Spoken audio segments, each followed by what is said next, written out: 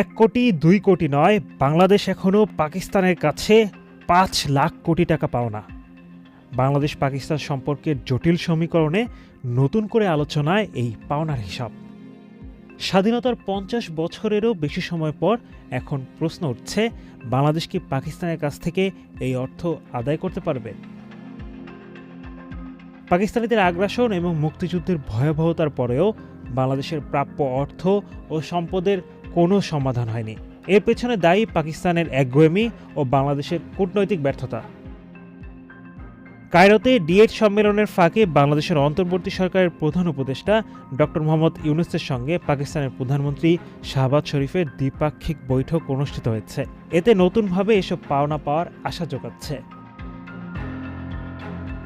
১৯৭৪ সালে বঙ্গবন্ধু শেখ মুজিবুর রহমান পাকিস্তানের প্রেসিডেন্ট জুলফিকার আলী ভুট্টোর কাছে $৪০০ কোটি দাবি করেন। ভুট্টো কৌশলে ওই দাবি এড়িয়ে যান। এরপরে সরকারগুলো এ বিষয়ে কার্যকর কোনো পদক্ষেপ নেয়নি। তৎকালীন পাকিস্তান আমলের মুদ্রার মান অনুযায়ী $৪০০ কোটি বর্তমান ডলারের বিনিময় হার অনুসারে প্রায় ৫ লাখ কোটি টাকার সমান। যদি সুদের হিসাব ধরা হয় তাহলে তা আরও কয়েক গুণ বৃদ্ধি পায়। অর্থনীতিবিদদের মতে মুক্তিযুদ্ধকালে পাকিস্তান বাহিনীর ধ্বংসযজ্ঞ ও লুটপাটের কারণে সরকারি ও বেসরকারি খাতে প্রায় $1.2 বিলিয়ন ক্ষতি হয়। পাশাপাশি ১৯৭০ সালে ঘূর্ণিঝড় পূর্ব পাকিস্তানের জন্য প্রাপ্ত $২০ কোটি সহায়তাও পশ্চিম পাকিস্তানে স্থানান্তরিত হয়।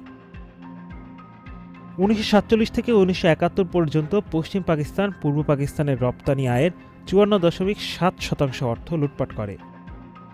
এই সময়ে বাংলাদেশের কৃষক শ্রমিকদের আয় থেকে সংগ্রহ করা অর্থে করাচি, লাহোর ও ইসলামাবাদে অবকাঠামো গড়ে তোলা হয়। পাকিস্তান শাসনামলে বৈদেশিক ঋণ ও রপ্তানি আয়ের সিংহভাগ পশ্চিম পাকিস্তান ভোগ করেছে, যা বৈষম্যের একটি জ্বলন্ত উদাহরণ। তবে পাকিস্তানের সঙ্গে পাওনাটির বিষয়ে মীমাংসা করতে উদ্যোগী হয়, তবে এটি বাংলাদেশের জন্য একটি গুরুত্বপূর্ণ অর্থনৈতিক ও নৈতিক বিজয় হিসেবে বিবেচিত হবে।